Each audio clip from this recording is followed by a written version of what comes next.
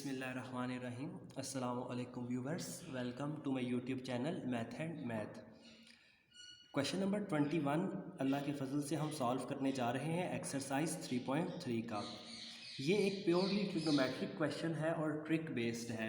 जिस बच्चे को ये क्वेश्चन की ट्रिक याद होगी वही इस क्वेश्चन सॉल्व कर सकता है। ट्रिक बेस्ड क्वेश्चन है, ठीक है। और अगर ऐसी सिचुएशन में हमारे पास आ जाए क्वेश्चन नंबर 21 और 22 दोनों एक जैसे क्वेश्चंस हैं, तो हमारे पास ट्रिग्नोमेट्री क्योंकि क्वेश्चन है, तो ट्रिग्नोमेट्री के जो 9 से लेकर 14 तक हमने कुछ फार्मूलाज पढ़े थे उनकी ग्रिप होना बहुत ज़रूरी है।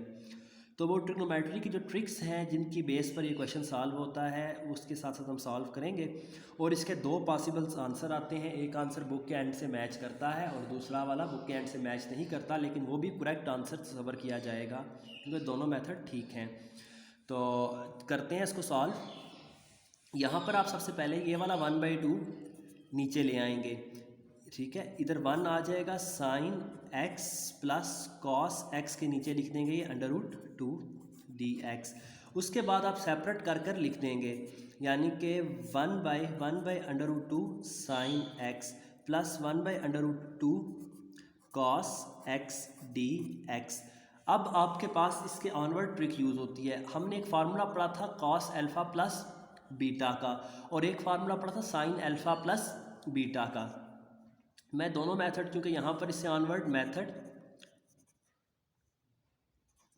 1 और मेथड 2 दोनों से ही इसको हम सॉल्व करेंगे, ताकि जब आप बच्चे कर रहे हो, जिन बच्चों के पास नॉलेज है वो दोनों मेथड से इसको सॉल्व करना उनको आता हो, दोनों से वो कर सकें।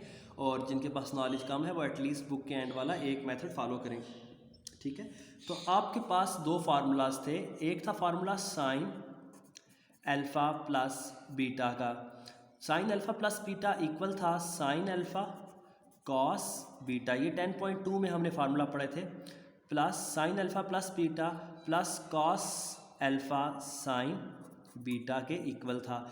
जबकि दूसरा फार्मूला था कॉस अल्फ़ा माइनस बीटा का। Cos alpha minus beta equal था कॉस अल्फ़ा कॉस बीटा के, माइनस साइन माइनस हो तो प्लस आता था साइन अल्फ़ा साइन बीटा कि ये दो फार्मूलाज आपके पास क्लोज हो सकते हैं। यहाँ पर भला कैसे कि 1/√2 अगर साइन इनवर्स 1/√2 करूँ, साइन कैलकुलेटर को पहले रेडियन में कर लेते हैं, डिग्री में है क्योंकि आंसर बुक के एंड पर रेडियन में आता है और सिस्टम इंटरनेशनल में भी जो एंगल के यूनिट हैं वो रेडियन में होते हैं सर्कुलर मीयर्स के लिए, तो इसके लिए हम इसको कन्वर्ट कर लेते हैं रेडियन में। तो मैन्यू प्रेस किया, शिफ्ट मैन्यू प्रेस किया, एंगल यूनिट्स लिखे आते हैं और उसके बाद हम चले जाएंगे रेडियन में। अब कैलकुलेटर की स्क्रीन पर टॉप पर रेडियन लिखा आएगा, तो अगर मैं शिफ्ट साइन 1/√2 लिखता हूँ तो आंसर आता है π/4। तो यानी कि साइन π/4 की जो वैल्यू होती है वो होती है 1/√2, ठीक है। और कॉस π/4 की वैल्यू जो होती है आप देख सकते हैं, साइन π/4 की भी वैल्यू यही है, साइन π/4 की भी वैल्यू 1/√2 आती है, लेकिन कैलकुलेटर से √2/2 शो होती है। आप साइन इनवर्स करें अगर 1/√2 तो ये क्या होता है π/4। इसी तरह अगर कॉस की वैल्यू देखी जाए, शिफ्ट कॉस 1/√2, ये भी क्या होती है π/4।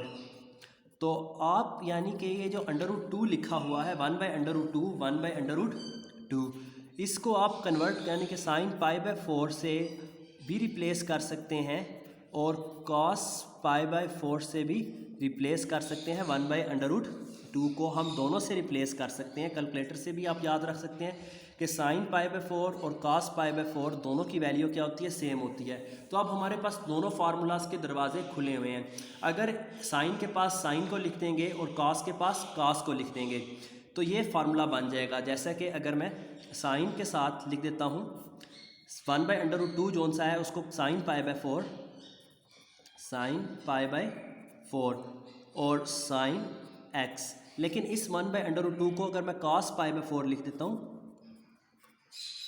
और साथ क्या है cos x, तो ये cos alpha cos beta plus sine alpha sine beta, यानी कि cos का फार्मूला आपके पास क्लोज हो जाएगा और ये फार्मूला बन जाएगा 1 cos अल्फ़ा माइनस बीटा का formula, cos alpha minus beta का फार्मूला आपके पास बन जाएगा, ठीक है। और कॉस को लिखा जा सकता है secant x minus pi by 4dx, जबकि अगर मैं साइन वाले के पास कॉस को लिखूं और कॉस वाले के पास साइन को लिखूं, ठीक है, यानी कि इस 1/, जो साइन के साथ है उसको कॉस लिख दूं, साइन वाले के साथ कॉस को लिख दूं, साइन वाले के साथ कॉस को लिख दूं, cos pi by 4 sine x, और कॉस वाले के साथ साइन को लिख दिया जाए क्योंकि दोनों की वैल्यू सेम है, sine pi by 4 cos x dx। तो ये फार्मूला जौन सा बन जाएगा आपके पास 1 साइन अल्फ़ा कॉस बीटा का,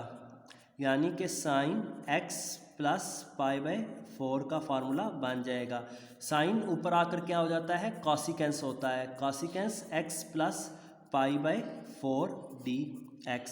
अब दोनों के एक पे सीकेंट का फार्मूला बनता है और एक में कॉसिकेंस का फार्मूला, मतलब क्लोज होने के बाद ये बन जाता है। कॉसिकेंस का जो इंटीग्रल होता है वो होता है ln of cosecant x minus cot x, cosecant x की जगह पर क्योंकि x प्लस पाई बाई 4 है minus cot x plus pi by 4 plus c। तो एक आंसर ये आता है, लेकिन जो बुक के एंड पर आंसर है वो ये वाला है। सीकेंट का फार्मूला लिखेंगे ln ऑफ सीकेंट x का फार्मूला है ln ऑफ सीकेंट x, ये हम जब इंटीग्रेशन कर रहे थे, ठीक है, 3.2 में, तो वहाँ पर भी मैंने फार्मूलास आपको लिखवाए थे। Secant pi by 4 secant x plus tan x, ठीक है। तो जो बुक के एंड पर है वो ये वाला आंसर है प्लस c के साथ, जबकि ये भी करेक्शन है। तो अगर आप ऑब्जेक्टिव ओरिएंटेड रहते हैं तो आप मेथड 2 को फॉलो करेंगे। अगर आपने ये वाला आंसर लाना है, यानी कि यहाँ से आप कॉस के पास कॉस को लिखेंगे और साइन वाले के पास साइन को, ताकि कॉस का फार्मूला नीचे क्लोज हो, जो सीकेंट बने और सीकेंट में। लेकिन अगर आपको ऑब्जेक्टिव ओरिएंटेड काम मतलब दिया जाता है और कहा जाता है कि ये प्रूव करो कि इसके इक्वल शो करना है, तो तब आप किसका फार्मूला क्लोज करेंगे, साइन का, क्योंकि इसमें आंसर नहीं लिखा होता, ये शो में नहीं है, जस्ट लिखा हुआ है एवेल्यूएट, तो ये दोनों आंसर्स करेक्ट हैं। लेकिन अगर आपको बता दिया जाए कि इसके इक्वल लाना है या इसके इक्वल लाना है, तो आपने मेथड 1 या मेथड 2 फॉलो करते हुए करना है। और मुस्तकबिल में जो जिस तरफ जा रहा है फेडरल बोर्ड, उसने लिखा हुआ है कि पेपर अनसीन आया करेंगे। अगर बाकी बोर्ड भी इसको फॉलो करते हैं तो फिर दोनों के लिहाज से आपके सामने ये चीज़ आनी चाहिए। Thanks for watching. चलते हैं नेक्स्ट क्वेश्चन की तरफ।